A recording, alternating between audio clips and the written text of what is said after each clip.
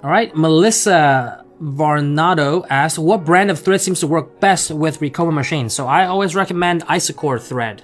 Isocord thread will work very, very well with our machines.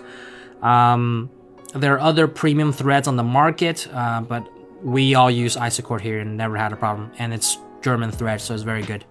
And you always want to keep in mind, right? People kind of skimp out on the thread, and they kind of purchase cheaper thread or more affordable thread, thinking that they can save a few dollars. But what ends up happening is actually thread cost. It's so minimal relative to overall cost of embroidery. It's such a minimal part of your overall cost, right? Like your blank apparel, your as compared to your time, your blank apparel, the cost of thread on a particular garment, it's not like other industries, right? That cost of material is so minimal, so negligible in terms of your overall cost of goods, that I wouldn't recommend skimping out on some of the buying cheaper thread just to save a few bucks on each spool, when that can cause you more downtime because of thread breaks, thread fraying, thread is very brittle, and those things can end up costing you in terms of time.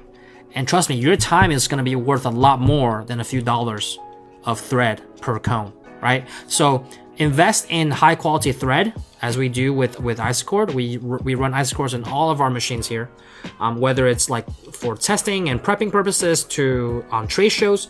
We trust that Isocord thread will do the best job, and they definitely have. And not having premium thread can also cost you down the road, just in terms of that thread breakage and having to rethread the machine, not only in terms of the frustration but also the downtime, right? Also the downtime of having to rethread everything and then not getting your orders out on time because of the quality of thread, right? You might think there's something wrong with the machine, but a lot of times it's the digitizing or the quality of the thread. So if the thread is not good and it keeps on breaking, or it's just a bad roll or bad cone, bad spool, that can definitely affect your flow. All right, so make sure to keep that in mind.